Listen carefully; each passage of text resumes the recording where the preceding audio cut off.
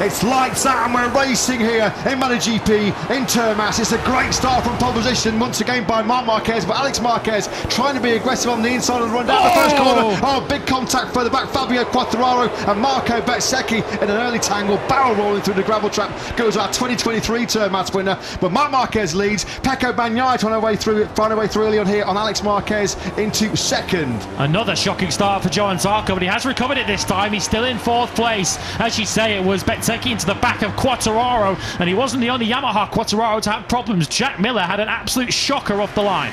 Looks like Marco Bezzecchi's okay, because there was a fair few tumbles through that gravel trap. Wasn't on the exit of turn 1. Bagnaia lining up a move on the inside of Alex Marquez, then into turn 5. He's made it on 3, runs in a little bit wide. Alex Marquez just seizing that space back through. So Bagnaia briefly up into second. He was able to make sure that he didn't lose another place from the hard charging Zarco.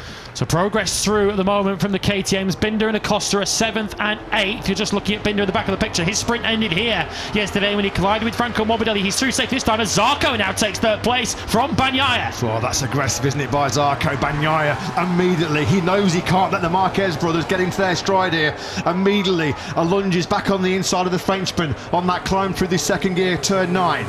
Well, that's how Zarco can make his overtakes, because he's not got the straight line speed down to turn 5, so he has to make his moves in other places on the racetrack. So moving over that bump on the way out of turn 11 as the two VR46 Ducatis lead the two back to KTMs. Juan Mir almost running into the back there of Pedro Acosta into 13. Yeah, Morbidelli got flung out the seat on that Ducati GP24. He's had stability issues all weekend through the fast left-handers of 6 and 11. Marc Marquez then nails the perfect first lap here in Argentina. He leads by just under 0.2 of a second. Fabio Quartararo, no great surprise after his early tangle with Marco Bezzecchi, was dumped all the way back to what is now a 19-strong field. Yeah, Jack Miller is just up ahead in 16th. He had a shocking start as the VR46 Ducati teammates made contact or come very close to it. That certainly didn't help Fabio Di Gianantonio, who now not only loses the place to Morbidelli, but also to Binder. He's down to 7th now.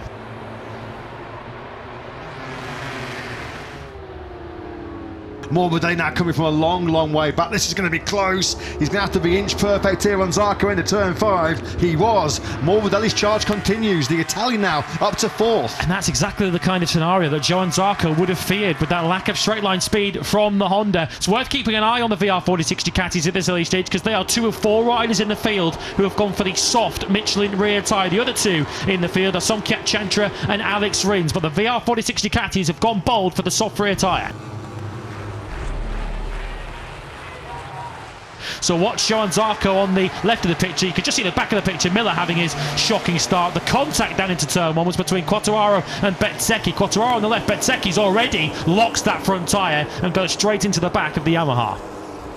Yeah, Bezzecchi, you can see here his initial fear was he's going to clatter into the back of Frankie Morbidelli, wasn't it? Alex Marquez leads then, as you can see in the top left-hand corner of your screens, for the first time in a racing lap here this weekend in Argentina. Marc Marquez has to see somebody else's rear tyre. Alex then gets through. So much as we saw in Burriam a couple of weeks ago, Alex takes the lead from Marc. Of course, we'll get a closer look to see whether that was Marc giving the lead up or Alex taking it. Morbidelli now trying to take 3rd place from Pecco Bagnaia. He wisely backed out of that one. Morbidelli's really strong on the brakes into turn 5. That time around he showed Bagnaia his front wheel once again through the 4th gear, turn 6, lap 4 of 25. Alex Marquez then now here comes Morbidelli again. Yeah, Morbidelli on into 7. He's got so much confidence in the front end at the moment on that GP24 as Frankie Morbidelli. Bagnaia clearly once again does not have the pace of the Marquez brothers ahead of him. Frankie Morbidelli says, look, if you haven't got it, mate, let me pick up the baton here. I'm going to go and start charging towards the Spaniards. Yeah, so this was Marc Marquez, went in hot into turn number 1, and it allowed Alex Marquez through. So once again, it was Alex being gifted the lead. Slightly different circumstances to Burriam, but Alex was more than happy to take that opportunity.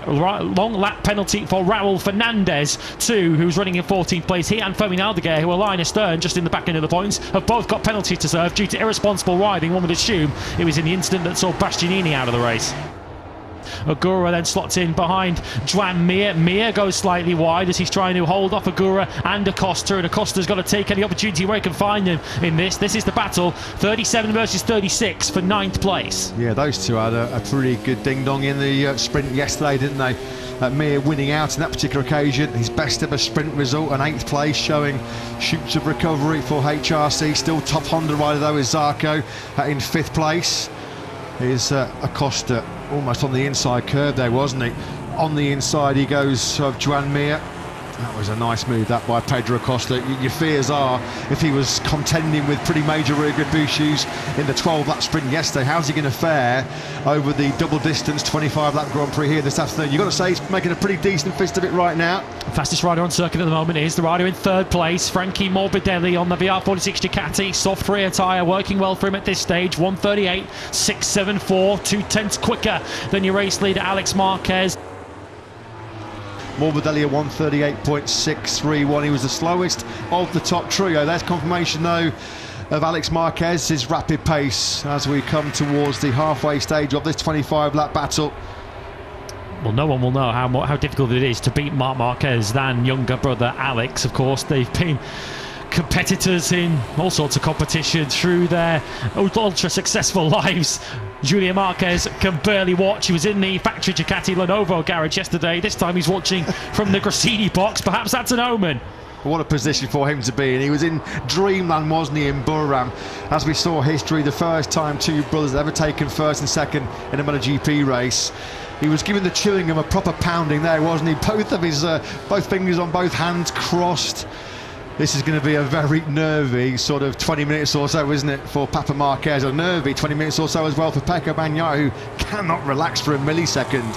As Zarco just continues to sit on his rear tyre on the LCR Honda. Some good rides here today from the Honda stars. Zarco still in a very strong 5th place. Credit as well to Joan Mir, who's holding firm in that big battle for 6th place. He's certainly not out of contention. Only, what, 0.8 of a second he is behind Binder, who sits 6th.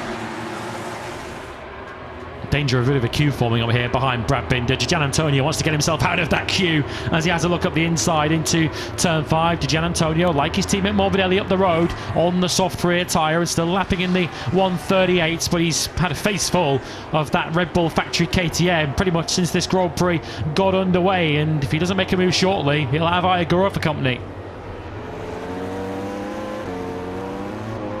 Just looking at the gap between 93 and 73 through sector 1 on this lap 15 of 25. It's kind of creeping up towards 0.4 of a second on board here with Agura.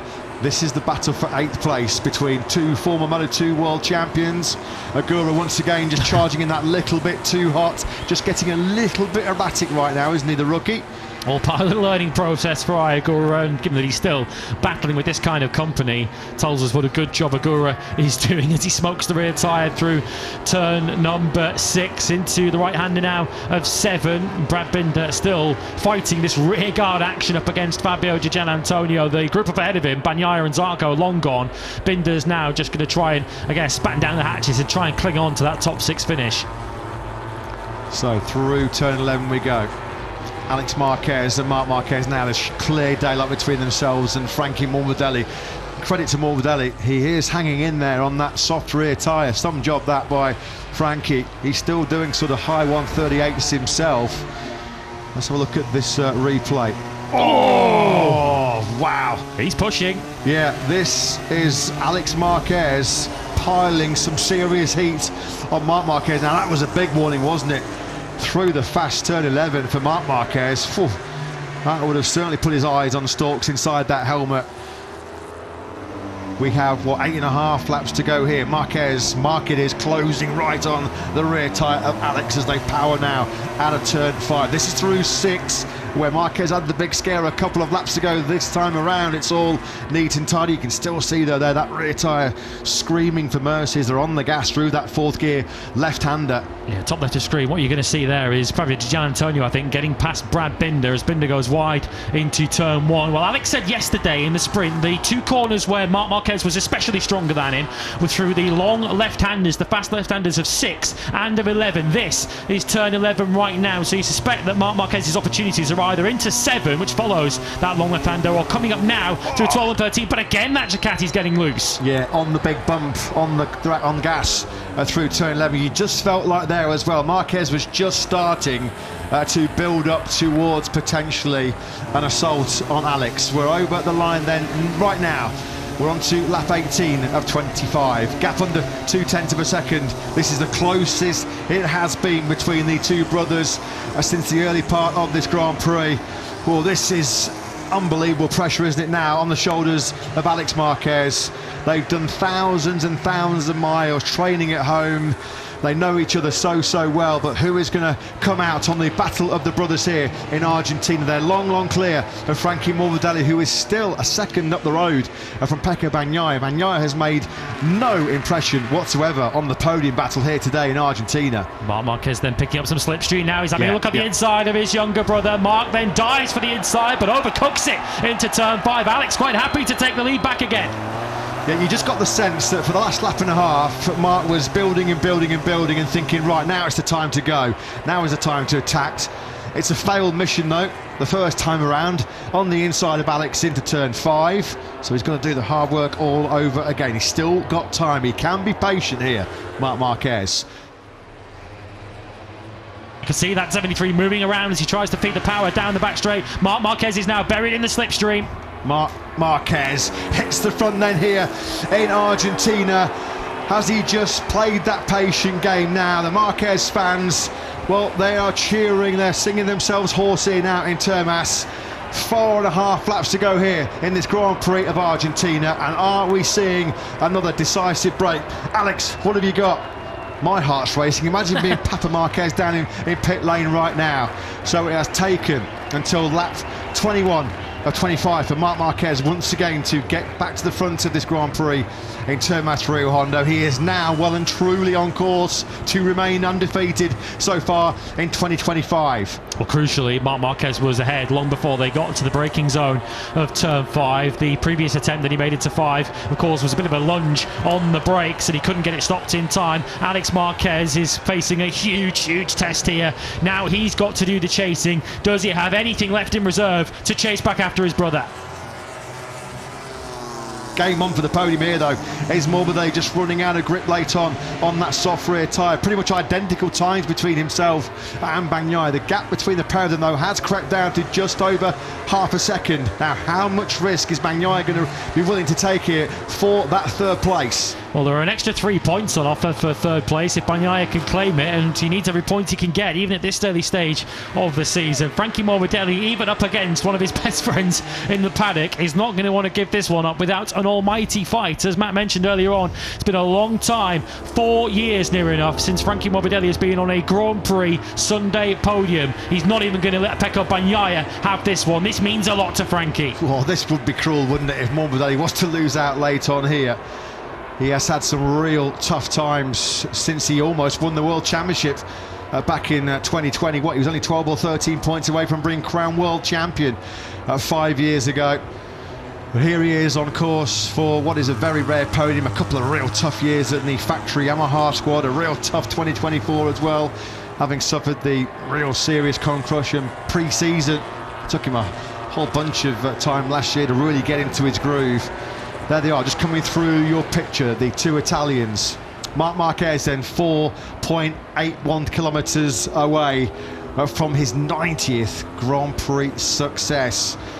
He really is once again showing that he's the reference, he's the rider to beat in 2025. All eyes are on that final place on the podium. Morbidelli over the line, half a second clear of Bagnaia. Yeah, 2 battles to look out for in this final lap, both involving VR46 Ducatis. Morbidelli coming under pressure from Bagnaia, who needs a big final lap to get anywhere near close, let alone to make a move. And the other one's just in the back of the picture, as Zarco is coming under some intense pressure now from the rapidly closing Di Gianantonio for 5th. Marquez, just as he really did in Burram, that last 3 lap attack was just pace that nobody else could hold a candle to, and that's been exactly the same here late on. The last sort of 3, 4, 5 laps when he has decided that was his moment to attack, and nobody else can live with the speed of the 93.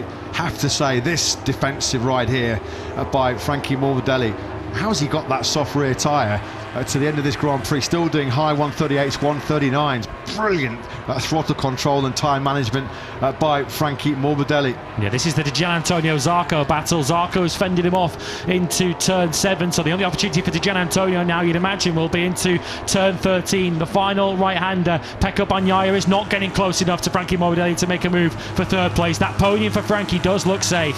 It really does. So once again, it's been the tale of two brothers in arms for the Marquez family, dire straits for the rest of the MotoGP field, as Marc Marquez on course for back-to-back victories here. The Gian Antonio then is going to get the better late on of Johann Zarco. Out of the final corner though comes Marc Marquez. It is a TerMARCsterclass here in Argentina for the number 93. He leads home yet again, another Marquez brothers 1-2. We had to wait 76 long years, didn't we, for two brothers to take first and second in a MotoGP race, and then we get two in the space of 2 weeks. What a ride by Frankie Morbidelli, his first MotoGP podium in 71 Grand Prix since Jerez back in 2021, and what a day for Marc Marquez, as that is his 90th Grand Prix success, equaling Angel Nieto with the third most wins across all classes. There is the special race-winning garland. Marc Marquez is unbeaten in 2025 as he takes the maximum out of the Argentina GP, with Alex Marquez and Franco Morbidelli on the podium. Then it's Pecco Bagnaia ahead of Fabio Di Gian Antonio. Di Gian Antonio getting the better of Zarco on the last lap. Binder, Agura, Acosta and Mir complete the top 10.